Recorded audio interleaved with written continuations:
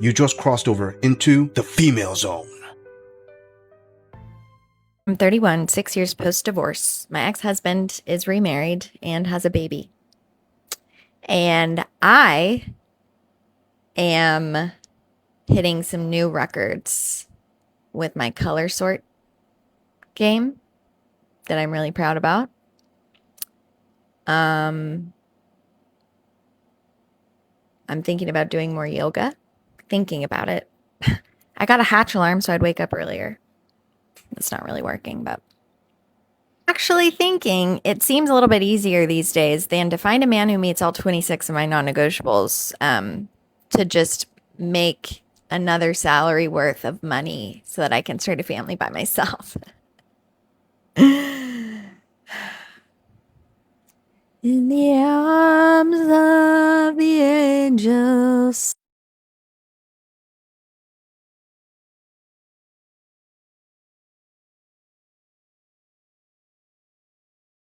Pathetic.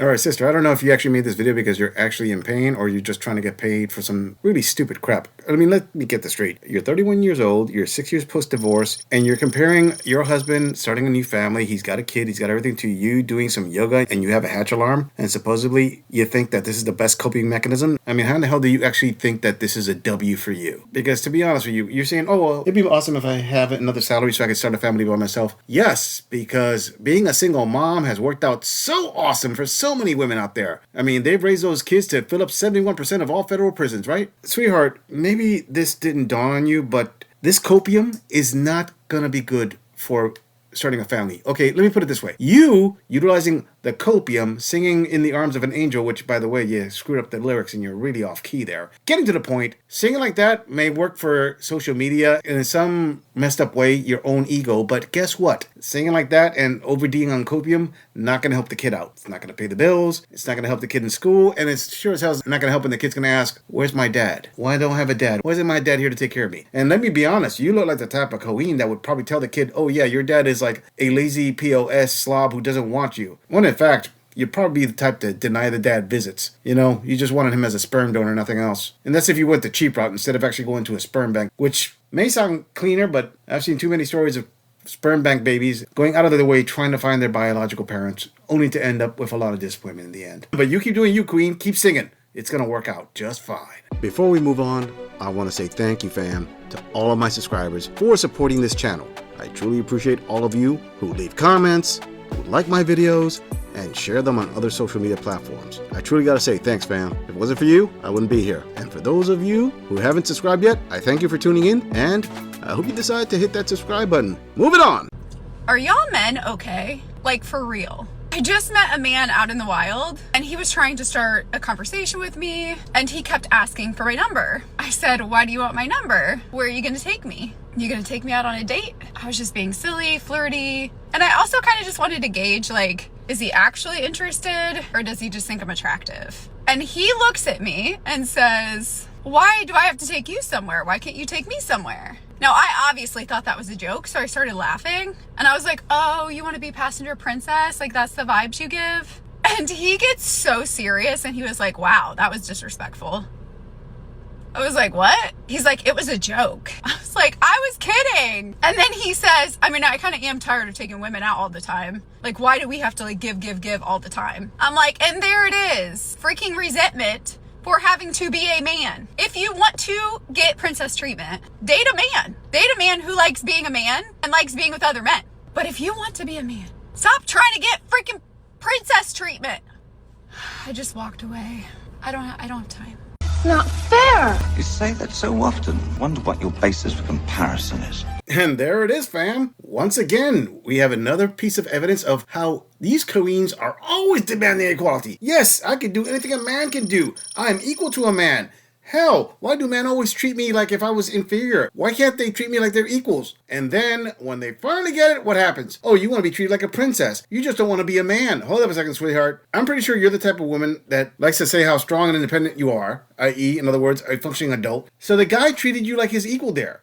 He said, hey, you know what? I take women out all the time. Why don't you take me out once? I don't think the guy said anything that was disrespectful. He didn't really demand anything that he didn't already do. It was quite reasonable. and you complained about it quickly. Oh, you don't want to be a man. You don't want to do this, do that. Oh, wait a second. So you really don't want equality. This just proves exactly what men have been saying for a long time. Women don't want equality. You want selective equality. You want to treat it like a salad bar. You take equality when it suits you, but you leave the rest because the rest is being a man. Sorry, sweethearts, 2026, get with the times. Put up a shut up. Pay 50% of the bill. In fact, come up with the idea of where to go. Plan a date. Is it going to provoke some irreversible pain to do that? You probably won't because there are too many blue pill beta simps out there that still want to take you out. But videos like these start to give this gorilla some hope. Moving on. And this is why I will never have a boyfriend, you guys. It is fresh Friday night. And I just told this man I cannot come over tonight. And I have literally nothing going on. But all I want to do is go home, watch Chris Brown music videos on my TV, and shop on Shein and buy all of my clothes for my next trip and just sit on Shein for hours on hours on hours and put shit in my cart that I probably will never buy. But I just want to look at girly things, lay in bed, rub my feet together, listen to my man, maybe watch some Netflix, have some ice cream, and just literally be alone and be to myself. And this is why I will never find a man. Because I love my alone time. It is Friday night. I'm doing literally nothing. And I told this man, no, I can't. I'm sorry. I cannot come to your house. I can't. Because I would just rather be alone. Me and my alone time go together like this. And then I want to just wake up and just vlog and film and have a cutesy morning. And like, I can't do that at your house. Like, I'm sorry. No, I'm not doing it. This is why I'm going to end up alone probably forever. Ho, ho!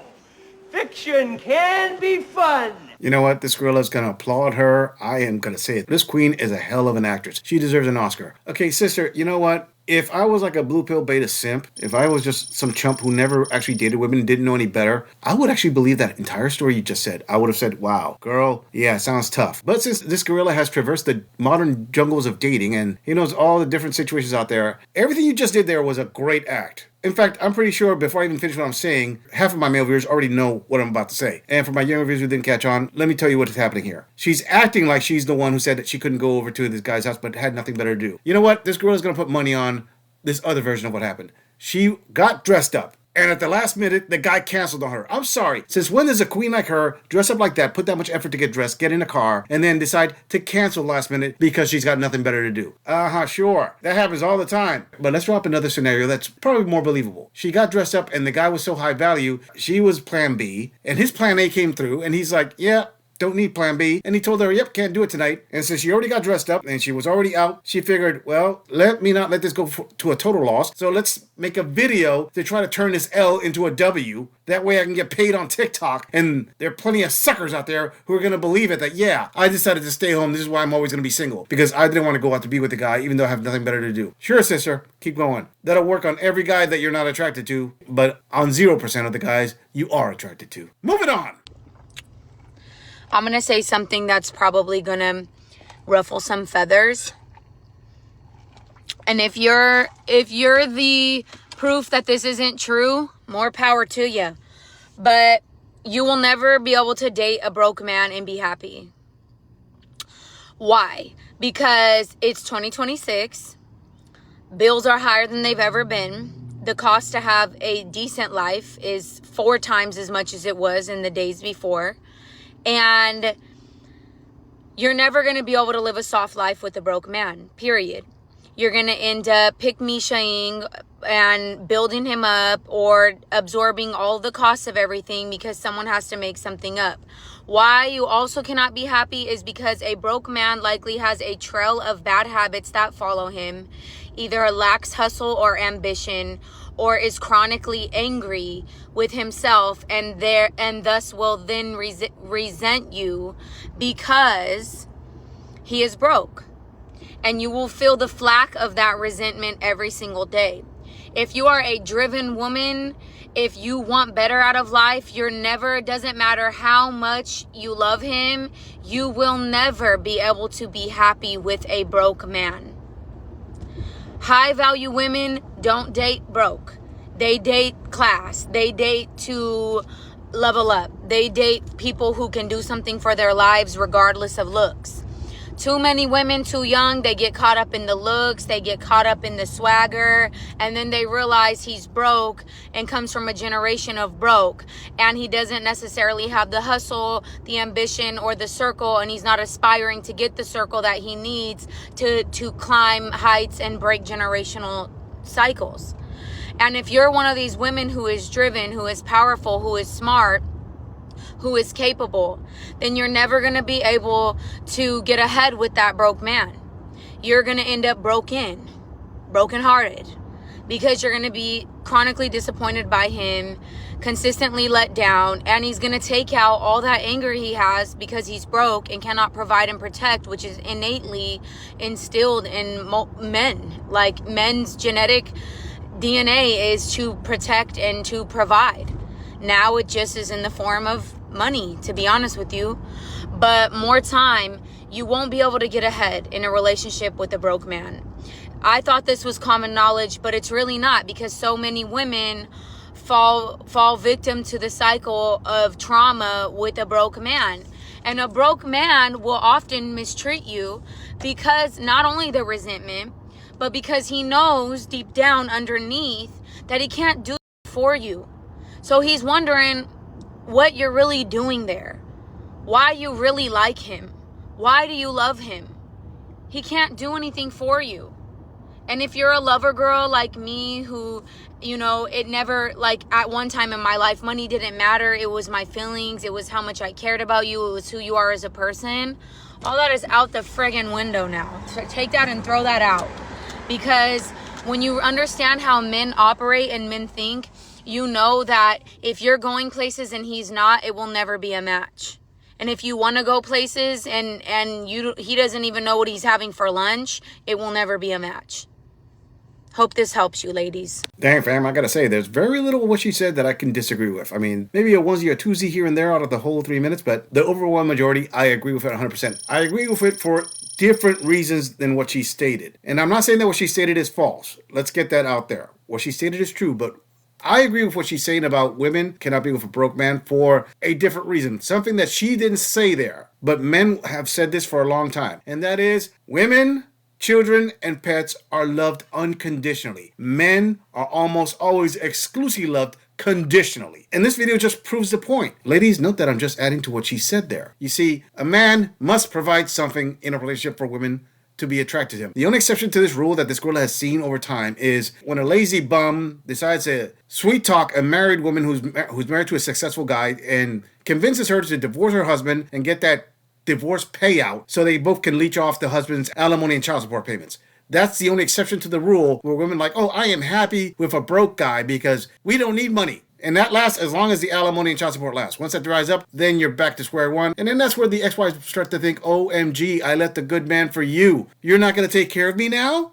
After I took care of you for so many years? That's the only thing that I would add to what she just said. But unfortunately for her, there's a reason the players category exists. Because women are drawn to players in drama. Because their feelings are more important than reality. And going off with a broke bad boy is fun. A secure good man who will pay your way through life, that gets boring. And ladies, when the alimony dries up, that's when the real excitement begins. You're goddamn right.